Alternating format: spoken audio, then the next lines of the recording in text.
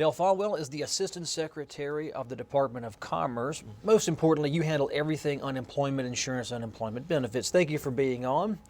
Well, a lot of money has flown through your office. You said over $19 billion since 2007. We have a huge debt. You're paying it down. How do you feel about the progress towards getting out of debt and towards, bolstering the reserve funds so we have unemployment checks for the next recession?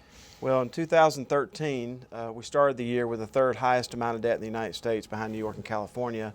We paid off over $750 million of that debt last year. We expect to pay off over $1 billion of that this year and have it completely paid off by November of 2015. And the reason that's important to your viewers is that every North Carolina business, including counties, cities, school districts, are paying twice and sometimes 2.5 times more in food taxes than 35 other states across the United States. So getting the debt paid down will allow us to be on an equal playing field with other states in terms of getting jobs into North Carolina. And the more people that have jobs, the less people I have to pay unemployment to. What are you hearing from businesses? Because, one lesson people will learn when you explain unemployment is there is no state tax money going into the unemployment place. All your bosses, all the bosses out there are paying into this. But what are they telling you now? Is the pain setting in, or can they get through it to 2015 without causing too many problems for you? Well, the legislation was a balance between higher taxes on employers and lower benefits to claimants.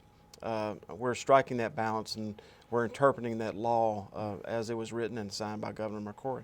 I heard you talking about quality control measures within your department handling unemployment insurance, I guess as applicants' claims and cases. Sure. Did I hear you correctly that only 12% of cases in the recent past were, I would say, met the standards of quality by the Federal Bureau of Labor, Department of Labor? Sure. The federal government gives us a report card where they come in and analyze the work that we do.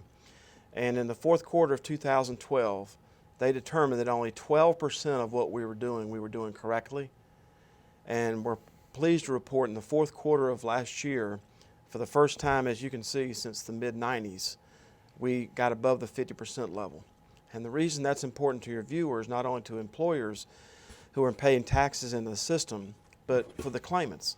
The claimants deserve to know that when we send a check out of our agency, we're not going to chase them down for that money later. Obviously, that's always going to occur, but when you were only scoring 12 out of 100, chances are we were paying and chasing. We were paying money out that we would ultimately have to chase down. So I get laid off, Dale, and I would fill out an application in good faith and I would do everything correctly. But the state bureaucrats would do something incorrectly that would force you to come and get my money back after I've already collected. Is that correct? Or you may have put down that you were discharged and your employer wrote in on the 500AB and said you quit. So there's a discrepancy there. If you quit, you don't get unemployment. That's correct. If you're laid off, okay. So in many instances, we were paying that money out and then trying to chase it down, and it just all the work was flowing uphill and getting ping-ponged.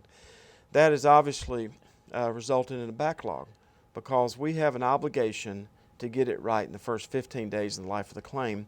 And these quality scores that you're seeing from the U.S. Department of Labor is demonstrating to the people of our agency and the people of North Carolina that for the first time in a long time, the hardworking employees of our agency are getting it right. Now, you're over 54% successfully handling a case, according to the feds. What's a realistic number? 100% is not going to be. You're going to make mistakes. You're human. What's accurate?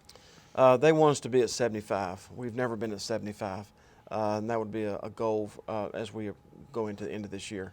But one thing that's going to help us is this new thing that we're starting this month.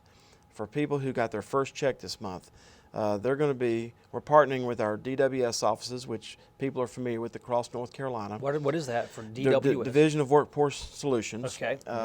We are DES, and they are DWS, and we come together because part of your requirement for getting unemployment, for getting the debit card loaded, is that you have to certify that you're able, available, and seeking employment.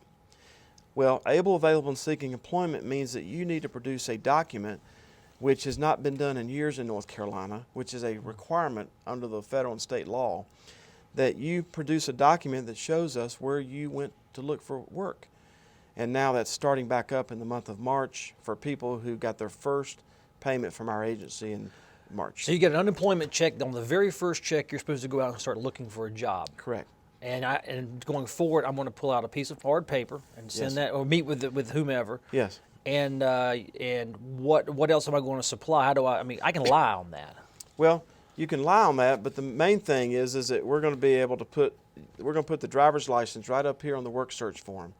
And the reason this is important is that nowhere in the process were people in North Carolina having to prove they were who they say they were when they were filing unemployment claims in North Carolina. This now makes sure that the person who filed the claim is the person whose picture is on this ID. Now, what's important in this whole relationship is that under the I-9 laws of the federal government, in order to get a job, you have to have an ID. So if it's a condition for employment, then it should be a condition for unemployment. And once people go into the local offices and have these interviews, that's when our DWS department is going to be matching employers with the unemployed. And once again, anytime that we match an unemployed person with a job, not only are more taxes coming in to pay off this debt, but that's less money going out of the trust fund also. That's Dale Folwell, Assistant Secretary of the Department of Commerce. As always, thanks for having you on. Keep up the work. We'll be in other future committee hearings, and we'll bring more updates. Thank you.